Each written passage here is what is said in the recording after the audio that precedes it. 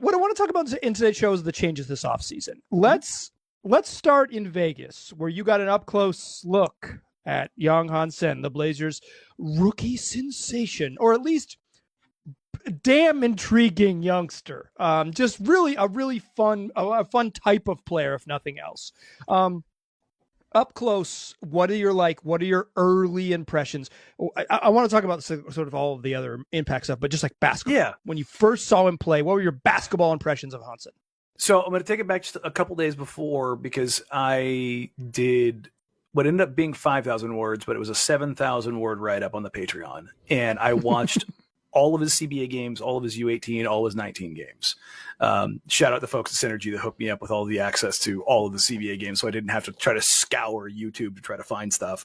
Not having to go through the minutes that he didn't play was much, much better, because watching CBA, it's very tough. But watching that, I came away with like, okay, how does this translate?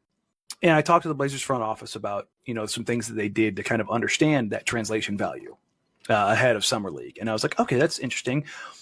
But despite watching all that film, I tried to go down to Vegas with an open mind and go, let's just see what this looks like. Like, I think passing is an innate skill. It is a thing, is one of the hardest things to kind of like learn how to do.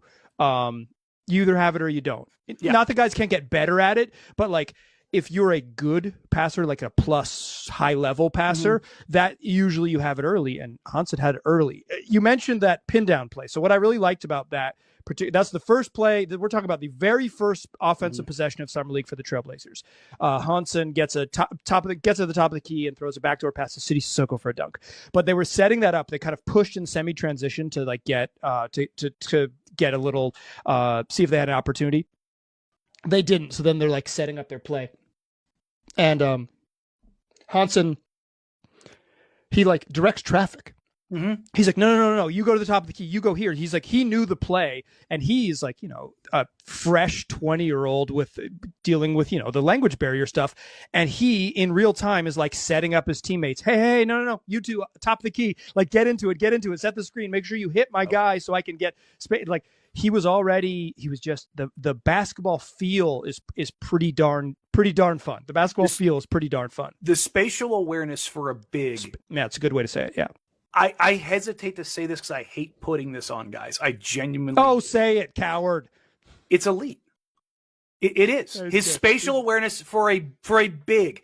Bigs cannot pass in Summer League. If all the times you've been down there, how many bigs have you seen that can pass? Even top draft picks. How many guys can do it? It's maybe Jokic seven was or eight guys. really good. Yeah, but his footwork's incredible. And for a guy that big to kind of demonstrate that footwork, to spin the way that he does and to stay on balance, all of like the micro skills that could lead to something, those were the things that were on display for me. And it like every single game, I think he ended up averaging something like, was it 10, 5, and 4, something around those. Yeah. And the thing about it was, even though the box score was relatively the same every game, he did it in different ways every single game. And that's why he added more to his game each. I like that. He added more to it. I noticed that too. And I noted that on the show. It's like it was like the first game, almost no post ups. Okay. Then some post up stuff, then some 3-point shooting, then some pick and roll stuff. Like he added more variety. And I think that some of that is just like the comfort of listening. Okay, here's what I'm allowed to do. Here's what I'm able to do. He seems pretty darn coachable. Like I think that's a curious thing. I'll probably try to do some sort of show about is like, what does coachable mean? The way he's going to have to deal with the language barrier. Although I bet he'll pick up English pretty quickly. He's trying very hard. It matters to him, and the fact that he's not playing in the Asia Cup and he's going to be in America and getting, or at least like he's going to be getting, continue to try to make that sort of transition. Like I bet he'll actually be a decent English speaker by the end of the year. Although I imagine he'll use his translator for as much as he possibly can in all the formal settings. But in terms of like talking to his teammates, I'm sure he will, and talking to Chauncey or whatever, I'm sure he will get better at that. The other thing that stood out to me was off the court. Not just his personality, because he's got juice. Like he's got the it stuff. Yeah. Mike, he was livid after that second game. Like I know it came across a little bit in the post game before those cameras came on. he was very angry. I'll put it that way. Like, he was so disappointed with his performance. And I like that. I like that in a guy. I don't want a guy to beat himself up, like, and get, move on to the next kind of deal. But be mad that night.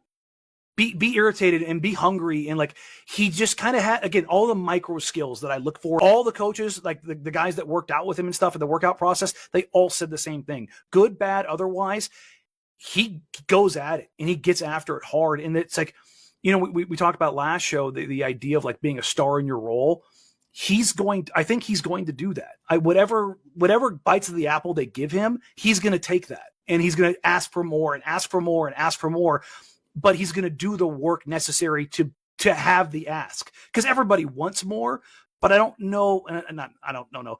Most guys in the league aren't willing to do what's necessary to have the ask justified. And I think that he has the mental makeup to back up the physical skills, which makes it very interesting. Now, where does he turn out? Let's see what his rookie year is, because the Blazers.